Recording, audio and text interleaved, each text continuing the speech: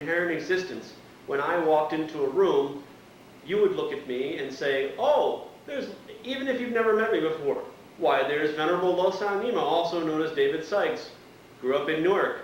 He's a good guy, sometimes an a-hole, but generally a good guy. That's not the case. I do not have some kind of existence that from my side am generated. You are generating your reality constantly. Everything from motion to people, to your value judgments of people. All those phenomena are being generated by your past karma. If this cup had 40% cupness from its own side, 50% cupness from its own side, it would not, if it held that kind of 40% inherent existence, some type of, the lower schools argue that there is an essence. Although there's mental images involved, this does have an essence of cupness. They're still considered Buddhist schools, but they fundamentally don't get the whole lack of inherent existence thing. They believe there's a lack of selflessness of a person. But they do not accept the lack of inherent existence or inherent existence of a person and phenomenon. Problem with that is that if a portion of this cup has inherent existence, it will not change. It holds an essence through time. If that's the case, then the shitty things of this world, birth, aging, death, and the various lamentations and sufferings will not change. And if that's the case, there's no reason to practice Dharma. You ain't getting out of here like that Jim Morrison book or En Song book about him. No one here gets out alive. There's no purpose. There's no purpose. I mean, no purpose. It's just all going to turn to shit from its own side. There's no escape. There's no reason to practice Dharma. If things can change, if they are mainly dependent upon your mental projection or your perception of them, then there's a hope that this reality that is shitty and flawed can be changed. And that's the only reason to practice religion. You don't necessarily have to go to heaven, to your paradise. You can make your paradise through proper wisdom and morality.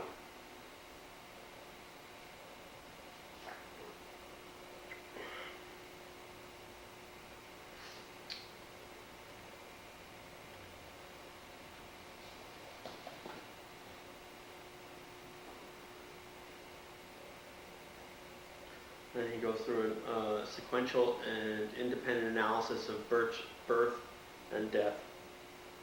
Birth can't exist before death, death can't exist before birth. Both birth and death are only dependently originated. You can only know one without the other. You can only understand a concept of permanence by understanding a concept of impermanence. You can only understand something with your understanding of nothing. And I guess scientifically it would be called relativity. I don't know if that's or I know Robert Thurman loosely translated as relativity in his translation of, what did he translate? Mind-only school. Based on Tapa's text on Mind-only school. Change, essence of eloquence. He translated that. And he called emptiness relativity. Not exactly, but it's a tough call. That which is only suffering does not arise from any of the four extremes. And not only that, all outer phenomena do not arise from any of the four extremes. Self-causation, other causation, both or neither.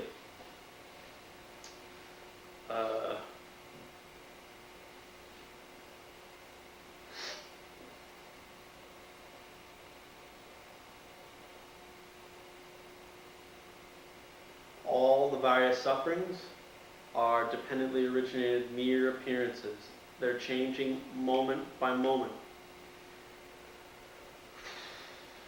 If they were substantially existent from their own side, or if they exist essentially, they would not change. There would be, if the various parts of a person, there is living beings in samsara, this ocean of suffering. Samsara is part desire realm. The desire realm has many, many levels. There's, hungry animals, ghosts, humans, demigods, gods. This form realm, higher, more subtler, in deep meditation. The direct perception of emptiness is like the first or second level of the form realm. These are different. Then there's the formless realm. If living beings had some kind of permanent inherent existence, they would be stuck in samsara forever. Either the beings would be stuck in samsara forever, because they wouldn't be able to move. Permanent, inherent beings would not change. The parts to those beings would not change. Similarly, if these beings were impermanent, if sentient beings were impermanent, if their various parts to them were impermanent, those parts would not last through time.